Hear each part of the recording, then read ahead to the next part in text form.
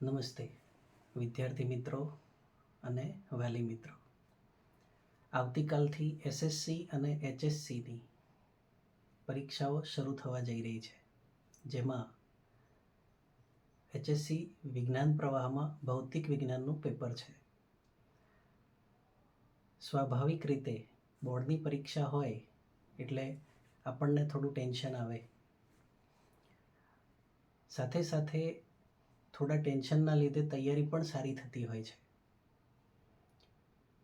આપણને ખબર છે કે વધારે ટેન્શન લેવાથી પેપરમાં એની અસર થાય છે અને જેના લીધે પરિણામ પર અસર થતી હોય છે.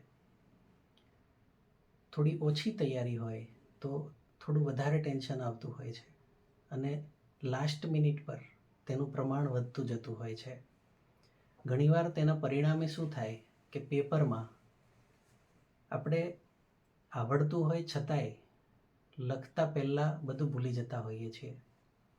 તો પેપરમાં જ્યારે આવી પરિસ્થિતિ ઊભી થાય ત્યારે આપણે શું કરવું જોઈએ એની કેટલીક ટિપ્સ મારે તમને આપવી છે. સૌથી પહેલાં જ્યારે આપણે પરીક્ષા માટે ઘરેથી નીકળીએ છીએ ત્યારે આપણા માતા પિતાને પગે લાગીને નીકળવું જોઈએ. જ્યારે માતા પિતાના આશીર્વાદ આપણી સાથે હોય છે ત્યારે આપણને કોઈ પણ સારા કાર્યમાં કોઈ પણ અવરોધ નડી શકતો નથી. જ્યારે આપણે પરીક્ષા સ્થળ પર પહોંચીએ છીએ ત્યારે આપણું મન એકદમ શાંત હોય, આપણું ધ્યાન જે પેપર છે તેમાં જ હોય. આપણે કોઈ વાલી સાથે જઈએ તો વધારે સારું રહે છે. જ્યારે આપણે પરીક્ષા ખંડમાં જઈએ છીએ ત્યારે થોડું વધારે ફ્રસ્ટ્રેશન આવે છે, કેમ કે આપણે થોડાક જ સમય પછી પરીક્ષા આપવા જઈ રહ્યા છીએ એટલા માટે. કેમ કે આપણને ખબર નથી કે શું પૂછાવાનું છે. આપણી તૈયારી તો છે પણ છતાંય ટેન્શન આવે છે અને જેના પરિણામે ઘણીવાર આવડતું ભૂલી જવાતું હોય છે. તો આપણે શું કરવું જોઈએ? તો આપણે પહેલાં તો આપણા નંબર પર બેસી જઈએ, એકદમ શાંતિથી થોડા ઊંડા શ્વાસ લઈએ. આજુબાજુવાળા શું કરે છે એના પર ધ્યાન આપવાની જગ્યાએ 2 મિનિટ માટે આપણી આંખો બંધ કરી લઈએ. અને જો આ પરિસ્થિતિમાંથી ખૂબ ઝડપથી બહાર આવવું હોય તો એક નાની ટિપ્સ છે કે આપણું જે જમણી બાજુની નસિકા છે તેને આ રીતે બંધ કરી લઈને ડાબી બાજુથી ઊંડા 10થી 12 શ્વાસ લેવા જોઈએ. એટલે આપણે શું કરીશું, જમણી બાજુનું નાક બંધ કરીશું અને ડાબી બાજુથી શ્વાસ લઈશું. ઇનહેલ, પૂરેપૂરો શ્વાસ ભરીશું, આંખો બંધ રાખીશું અને સાથે એવો વિચાર કરીશું કે પોઝિટિવ એનર્જી આપણી અંદર દાખલ થઈ રહી છે. અને શ્વાસ બહાર કાઢતી વખતે જે આપણે ડાબા નાકથી જ બહાર કાઢીએ છીએ ત્યારે આપણે એવો વિચાર કરીશું કે મારી અંદર જે કંઈ પણ ફ્રસ્ટ્રેશન છે, જે ટેન્શન છે, નેગેટિવિટી છે એ બહાર નીકળી રહી છે. 10થી 12 જ્યારે આપણે આવા ઊંડા શ્વાસ લઈએ છીએ ત્યારે આપણું માઇન્ડ એકદમ બેલેન્સ થઈ જાય છે, શાંત થઈ જાય છે. અને સાથે સાથે આપણા ઈષ્ટદેવને પ્રાર્થના કરીને આપણે એમને પ્રાર્થના કરીએ છીએ કે મારું પેપર સારું જાય અને બધા જ પ્રશ્નો હું સારી રીતે લખી શકું. આનાથી આપણું કોન્ફિડન્સ લેવલ બિલ્ટઅપ થાય છે. હવે સાથે બીજી વાત પણ કરવી છે કે આવતીકાલે ભૌતિક વિજ્ઞાનનું પેપર છે. વિજ્ઞાનના ત્રણેય પેપરોનું મહત્ત્વ ખૂબ જ છે. ત્રણેય પ્રશ્નપત્રોમાં, પછી એ ફિઝિક્સ હોય, કેમિસ્ટ્રી હોય, બાયોલોજી હોય કે મેથેમેટિક્સ હોય કે ઇંગ્લિશ કે સંસ્કૃત હોય, કમ્પ્યુટર હોય, પણ પરીક્ષા તો બોર્ડની જ છે એટલે પરિસ્થિતિ બદલાતી નથી. લાસ્ટ મિનિટ રિવિઝન ખૂબ અગત્યનું હોય છે. એમાંય ખાસ કરીને ભૌતિક વિજ્ઞાનમાં શક્ય હોય તો સવારે જાગ્યા પછી 2 થી 3 વાર ફૂલ સિલેબસનું રિવિઝન કરી લેવું જોઈએ, જેનાથી બિલકુલ આપણે જે વાંચ્યું છે એ તાજું જ છે એટલે ત્યાં સરળતાથી યાદ આવી જાય છે. સાથે ફિઝિક્સના જેટલા સૂત્રો છે એને 2 થી 3 વાર આપણે જોઈ લેવા જોઈએ.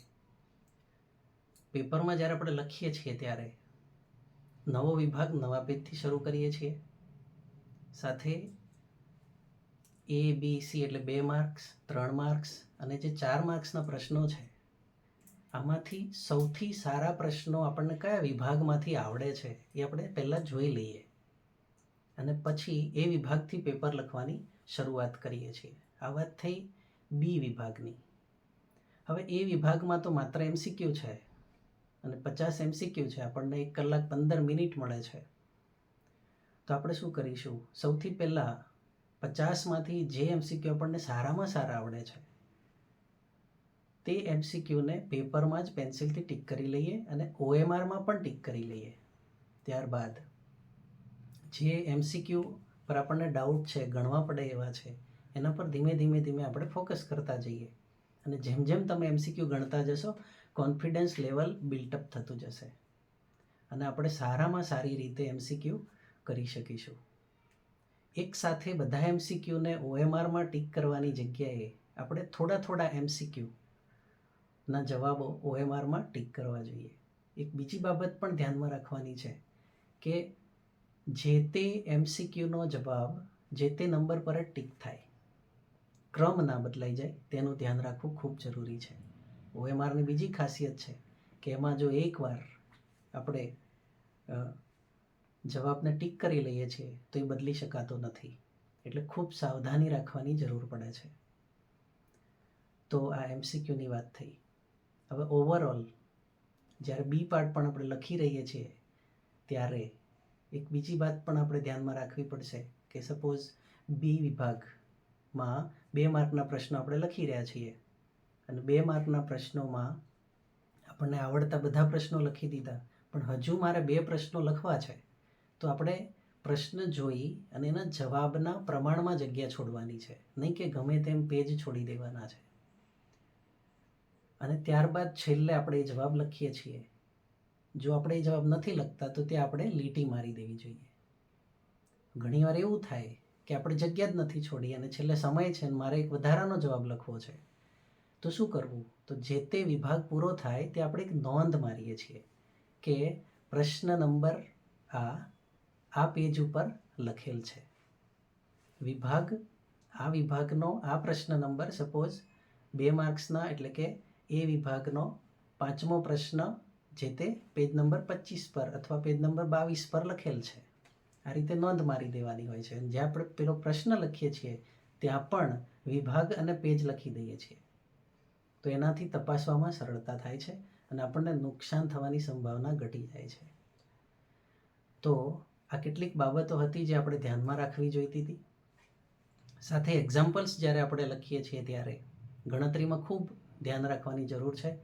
સૂત્રો જ્યારે લખીએ છીએ દાખલામાં ત્યારે જે વસ્તુ શોધવાની છે અને સૂત્ર કરતાં બનાવીએ ત્યારે ખૂબ ધ્યાન રાખવું પડતું હોય છે કે ક્યાંક અંશ છેદમાં અને છેદ અંશમાં ના લખાઈ જાય, એટલે ત્યાં સાવધાનીની જરૂર છે. જ્યારે આપણે ગણતરી કરીએ છીએ ત્યારે કેલ્ક્યુલેટરનો ઉપયોગ કરીએ છીએ તો કિંમતો લખતી વખતે પણ આપણે ધ્યાન રાખીએ છીએ. દાખલામાં બરાબરની નીચે બરાબર સિક્વન્સ જાળવીએ છીએ. જવાબ આવી જાય ત્યાં બોક્સમાં મૂકીએ છીએ અને છેલ્લે જવાબ પણ લખીએ છીએ. સર્કિટવાળા દાખલામાં સર્કિટ દોરવાની છે, પ્રવાહ વિતરણ બતાવીએ છીએ અને પછી ગણતરી કરતા હોઈએ છીએ. તો મુદ્દાસર જવાબો લખીશું અને ખૂબ સારી રીતે ભૌતિક વિજ્ઞાનનું પેપર આપીશું. છતાં પણ ક્યાંય પણ ટેન્શન જેવું લાગે તો 2 મિનિટ માટે વચ્ચે પણ આપણી આંખો બંધ કરીએ અને મેં જેમ તમને બતાવ્યું છે તેમ આપણે ડાબી નાસિકાથી ઊંડો શ્વાસ લઈએ તો આપણું મન એકદમ શાંત થઈ જાય છે અને કોન્સન્ટ્રેટ થઈ જાય છે. તો બધાને આ બોર્ડની પરીક્ષા માટે બેસ્ટ ઓફ લક અને બધા જ સારા અને ઉત્કૃષ્ટ પરિણામ લાવે તેવી આશા રાખું છું. સાથે ખૂબ સારું પરિણામ એ આપણી અને આપણા કુટુંબ અને આપણી શાળા માટે ખૂબ અગત્યનું હોય છે. તો આપણે ખૂબ સારા પ્રયત્નો કરીને પેપરમાં ખૂબ સારું લખીએ. ફરી એકવાર બધાને બેસ્ટ ઓફ લક અને ધન્યવાદ. નમસ્તે.